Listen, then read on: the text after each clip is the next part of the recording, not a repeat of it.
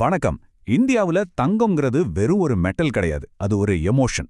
ஆனா நம்மளோட இந்த தங்க மோகம் இப்போ ஒரு பெரிய பொருளாதார புதிரையை உண்டாக்கியிருக்கு. அதாவது கோடிக்கணக்கான இந்தியர்கள் பேப்பர்ல பெரிய பணக்காரங்க ஆயிட்டாங்க, ஆனா நாட்டுல செலவு மட்டும் ஏன் கூடவே இல்ல? வாங்க இந்த கோல்டு பேரடாக்ஸை கொஞ்சம் டீப்பா அனலைஸ் பண்ணலாம். சரி, முதல்ல இப்போ ரீசெண்டா என்ன நடந்துச்சுன்னு பாப்போம்.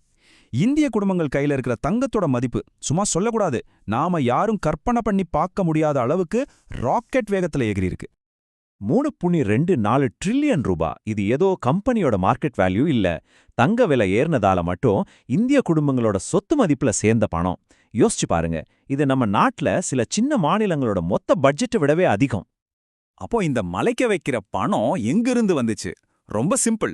இந்த 2024 ஆரம்பிச்சதுல இருந்து தங்கத்தோட விலை கிட்டத்தட்ட டபுள் ஆகிருச்சு. அந்த விலை உயர்வு தான் இந்த ட்ரில்லியன் கணக்குக்கு காரணம். இது வெறும் இந்தியாவோட கதை மட்டும் இல்ல. உலக அளவுல பாத்தீங்கன்னா இந்திய குடும்பங்கள் கிட்ட மட்டுமே சுமார் 24,000 டன் தங்கம் இருக்கு. அதாவது உலகத்தோட மொத்த தங்கத்துல 11%. இன்னும் சொல்லப்போனா அமெரிக்கா, ஜெர்மனி மாதிரி பெரிய நாடுகளோட அரசாங்கங்கள் வச்சிருக்கிறத விட இது ரொம்ப ரொம்ப அதிகம். இப்போதான் நம்மளோட முக்கியமான கேள்விக்கே வரோம். ஒரு பக்கம் பேப்பர்ல ட்ரில்லியன் கணக்குல செல்வம் அதிகரிச்சிருக்கு, ஆனா இன்னொரு பக்கம் நிஜ பொருளாதாரத்துல மக்கள் செய்யற செலவுல எந்த ஒரு பெரிய மாற்றமும் தெரியல. என்னதான் காரணம் இந்த முரண்பாட்டுக்கு? இதுதான் அந்த பெரிய பாரடாக்ஸ். பொதுவா சொத்து மதிப்பு உயர்ந்தா மக்கள் அதிகமா செலவு பண்ணுவாங்கன்னு நம்ம நினைப்போம் இல்லையா? ஆனா இங்க அப்படி நடக்கல. பல வருஷ டேட்டாவை எடுத்து பார்த்தாலும் சரி, தங்க விலை ஏறுறதுக்கும் மக்கள் அதிகமா பொருள் வாங்குறதுக்கும் பெரிய சம்பந்தமே இல்லைன்னு தெரியுது. அப்போ கேள்வி இதுதான், ஏன் மக்கள் அதிகமா செலவு பண்ண மாட்டேங்கிறாங்க?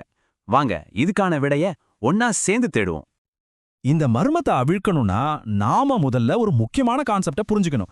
அதுக்கு பேருனா கருத்தியல் செல்வம், அதாவது நோஷனல் வெல்த். இது ரொம்ப சிம்பிளான ஒரு விஷயம்தான். உங்க கையில இருக்கிற தங்கத்தோட மதிப்பு ஏறி இருக்கலாம், ஆனா நீங்க அதை வித்து பணமாக்குற வரைக்கும் அந்த பணம் உங்க பேங்க் அக்கௌண்ட்டுக்கு வராது. அது வெறும் காகிதத்துல இருக்கிற ஒரு மதிப்பு, அவ்வளவுதான். இந்த ஒப்பீடு இன்னும் தெளிவா விளக்கும். பாருங்க, உண்மையான வருமானம்னா அது உங்க கையில இருக்கிற பணம், நீங்க உடனே செலவு பண்ண முடியும். ஆனா கருத்தியல் செல்வம்ங்கிறது ஒரு சொத்தோட மதிப்பு, அது ஒரு லாக்கர்ல பூட்டி வைக்கப்பட்ட மாதிரி. ரெண்டுக்கும் பெரிய வித்தியாசம் இருக்கு.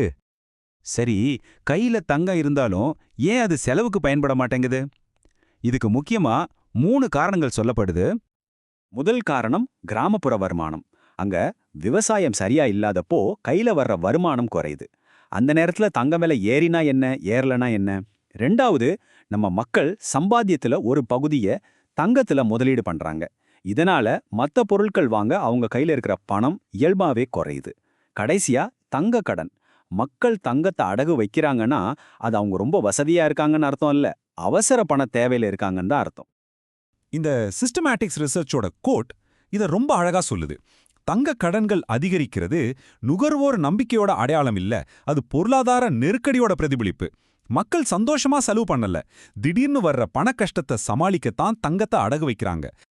அப்போ தங்கம் விலை உயர்வு செலவு அதிகரிக்கலன்னா முன்ன எதுதான் அதிகரிக்குது? டேட்டா என்ன சொல்லுதுன்னு பாப்போமா? இந்த டேபிள் தான் முழு புதிர்க்கும் விடை. இங்க பாருங்க, உண்மையான வருமானம் செலவை எந்த அளவுக்கு பாதிக்குது, தங்கத்தோட மதிப்பு எந்த அளவுக்கு பாதிக்குதுன்னு தெளிவா தெரியுது.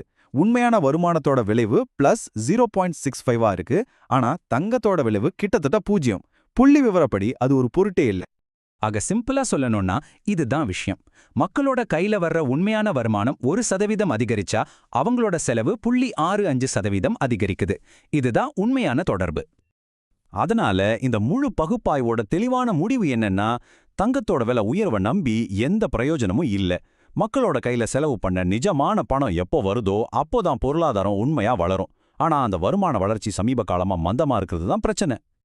கடைசியா ஒரு கேள்வியோட இந்த உரையாடலை முடிச்சுக்கலாம். நம்மள காகிதத்துல மட்டும் பணக்காரனா காட்டுற இந்த தங்கம் நிஜ பொருளாதார வளர்ச்சிக்கு உதவலன்னா, அப்போ 21ஆம் நூற்றாண்டுல ஒரு முதலீடா அதோட உண்மையான பங்கு தான் என்ன? இதை பத்தி நீங்க என்ன நினைக்கிறீங்க?